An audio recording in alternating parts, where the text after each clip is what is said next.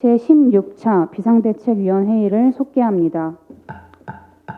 윤석열 당선인의 대국민 공약들이 임기 시작도 전에 폐기되고 있습니다. 대한민국을 함께 운영해야 할 원내 제1당으로서 국민 앞에 고개를 들 수 없을 만큼 참담한 심정입니다. 국민께 공언했던 공정과 상식, 이것은 불공정한 특권으로 바뀌고 있고, 국민 통합은 혐오와 분열로, 일하는 정부는 자신들만을 위해 일하는 정부로 변질되고 있습니다. 한동훈 법무부 장관 지명은 국민에 대한 선전포고입니다. 신복을 앞세워 사정기관을 장악하고 무소불위 검찰 권력으로 공안 통치를 자행하겠다는 선언인 것입니다. 법무부와 검찰이 야합하면 고위공직자 인사는 검찰의 손아귀에 들어갈 것이고, 모든 부처는 법무부의 감시와 통제를 벗어날 수 없게 될 것입니다. 검찰공화국의 완성입니다. 차기 정부의 일말의 기다를 걸었던 국민에 대한 선제 타격이 아닐 수 없습니다.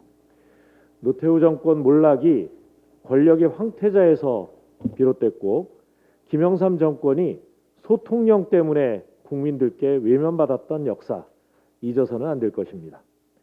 부디 가지 말아야 할 길을 가지 마십시오. 윤석열 당선인의 책임 있는 결단을 촉구합니다. 윤석열 당선인이 국민의당 안철수 후보와 국민 앞에 약속했던 공동정부 약속도 표를 얻기 위한 선거용 술수였음이 드러나고 있습니다. 공동정부 공약은 대선에서 국민의힘이 승리한 결정적 요인 중 하나였습니다. 많은 국민은 두 당이 약속한 공동정부 구성으로 권력 분점을 통한 제왕적 대통령제의 완화를 기대했습니다. 그러나 지금 그 어디서도 공동정부의 흔적조차 찾아볼 수가 없습니다. 말로는 원팀을 외치고 갈등을 봉합했다고 둘러대지만 일기 내각은 오직 윤석열 당선인의 권력 독점을 강화하는 인사들로만 꾸려져 있습니다. 명백한 대선 공약 폐기입니다. 윤석열 당선인은 국민께 청명한 공동정부 공약을 어긴 사유에 대해 해명하고 사죄해야 할 것입니다. 대선 이후 윤 당선인의 행보를 지켜보면 대한민국 정치가 퇴보하고 있다는 우려를 지울 수 없습니다. 대한민국의 정치사에서 국민이 위임한 권한을 악용하고 남용했던 지도자는 결국 국민의 심판을 받아왔습니다. 대한민국은 위대하며 또 국민은 더 위대합니다. 오만과 불통, 독선으로는 결코 대한민국을 이끌 수 없습니다. 윤석열 당선인의 성찰과 맹성을 촉구합니다. 코로나로 상실된 일상이 조금씩 자리를 되찾고 있습니다. 정부가 현행 거리두기를 대폭 조정한 방안을 발표할 예정입니다. 모임 인원과 영업시간 제한을 2년여 만에 전면 해제하고 다른 방역도 대부분 완화할 것이라고 합니다. 일일 신규 확진자와 위중증 환자, 치명률이 크게 감소하면서 전체적인 방역 안정성이 높아진 때문입니다. 방역 상황이 나아지면서 경제 회복의 속도도 빨라지고 있습니다. 올해 1분기 취업자는 22년 만에 최대 증가폭으로 늘어났습니다. 고용시장이 코로나 이전으로 빠르게 회복되고 있는 것입니다. 긴 코로나 불황의 끝이 조금씩 보이고 있습니다. 미국의 월스트리트 저널은 한국은 엔데믹을 가장 빨리 맞이하는 나라가 될 것이다, 이렇게 예측하고 있습니다. 국민의 희생적 방역 협조와 의료진들의 헌신이 만든 성과가 아닐 수 없습니다. 국민 여러분께 깊은 감사의 말씀을 올립니다. 비록 이번 대선에서 문재인 정부와 민주당의 선진 방역을 통한 경제와 민생 피해 최소화 노력이 제대로 평가받지는 못한 점 아쉽습니다만, 민주당은 마지막까지 코로나 극복에 최선을 다하겠습니다. 공공의료체계 확충과 소상공인 등 경제 피해 회복 대책을 발굴하는 데 집중 노력하겠습니다. 마스크를 벗어던지고 국민 모두가 평범한 일상으로 돌아가는 날을 앞당기기 위해 민주당 정부에서 남은 1분 1초를 천금같이 쓰겠다는 말씀드립니다. 우리는 가장 먼저 코로나를 이겨낼 것입니다. 국민과 함께 코로나 너머로 전진하겠습니다. 고 이해람 중사 사건의 진상 규명을 위한 특검법이 오늘 국회 본회의에서 처리됩니다. 이 법안을 꼭 통과시켜 사건의 진상을 제대로 규명해야 할 것입니다. 지난 월요일 늦은 저녁 고 이해람 중사의 빈소에 찾아가 이 중사 아버님을 찾아뵙고 왔습니다. 이 중사 사건 특검은 나라를 위해 일하던 딸을 잃은 부모에게 국가가 마땅히 해야 할 마지막 예의입니다. 성폭행 피해를 신고한 이가 더 큰 피해를 받는 일이 다시는 없도록 우리가 더 안전한 사회를 만들기 위해 저와 더불어민주당 모두 지금보다 더 많이 노력하겠습니다. 어제 우리 당 다문화위원회에서 활동하는 지방선거 예비 출마자들을 만났습니다. 이주민은 있는데 정책은 없다. 우리가 차별받지 않아야 우리 아이들도 차별을 안 받는다. 한 이주민 출마자께서 하신 말씀이 생생합니다. 민주당이 다문화위원회를 설치한 게 2005년인데 그동안 그 어떤 당대표도 출마를 준비하는 다문화 당원들을 만난 적이 없다고 해서 솔직히 좀 놀랐습니다.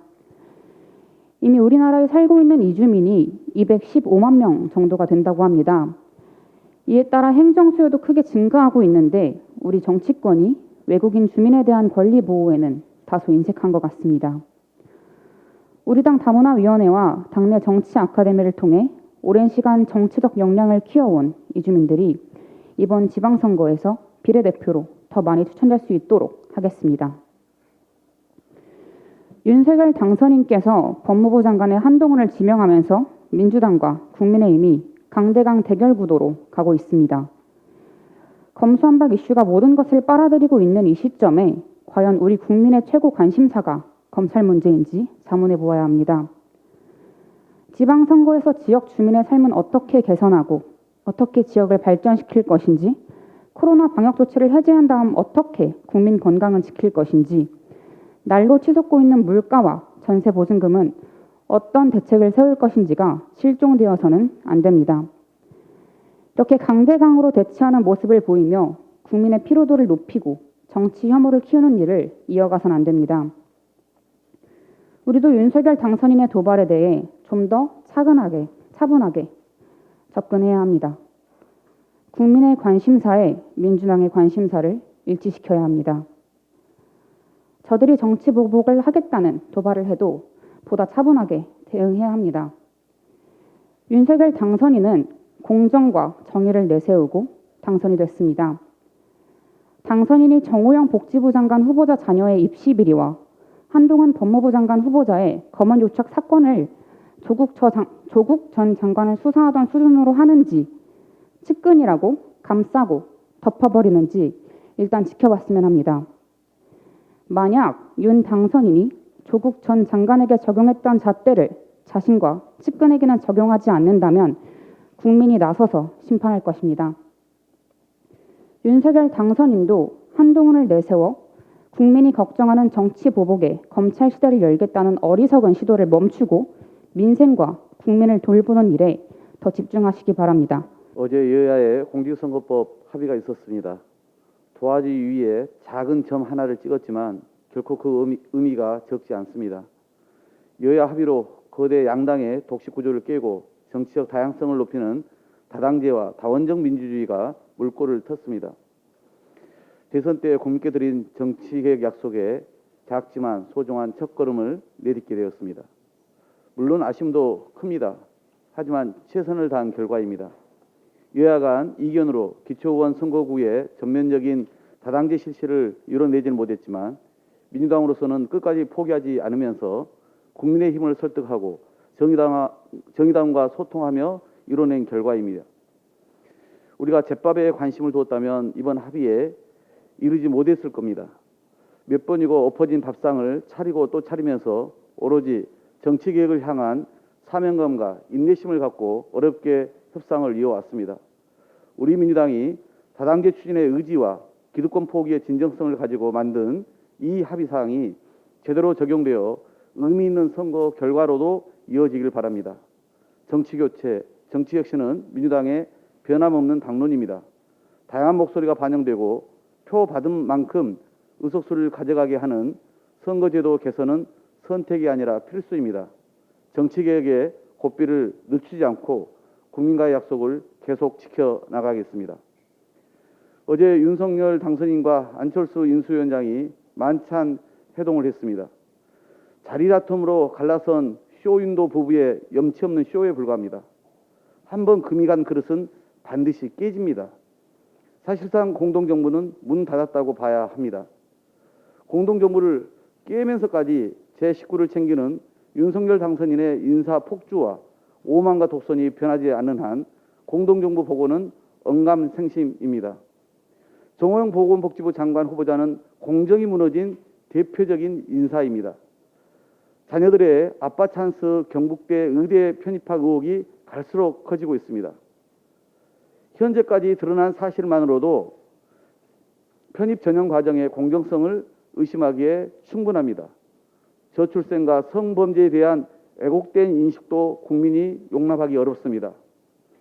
우정이라는 인사검증은 통과했을지라도 장관으로서는 자격 미달이고 함량 미달입니다. 공정의 잣대는 모두에게 똑같아야 합니다. 40년 친구라고 눈 감고 길을 막으며 덮고 갈 수 있는 사안들이 아닙니다. 정 후보자는 일단 버티고 보자며 자진 사퇴를 거부하고 있습니다. 그렇다면 결자 해지할 수밖에 없습니다. 윤석열 당선인은 문제 많은 친구 장관의 지명을 속히 철회하는 결단을 내려주십시오. 그것이 40년 우정을 지키고 인사 참사를 바로잡는 길입니다. 어제 기준금리가 1.5% 인상되었습니다. 지난해 8월 0.5%였던 기준금리와 대비해 1%가 오른 겁니다.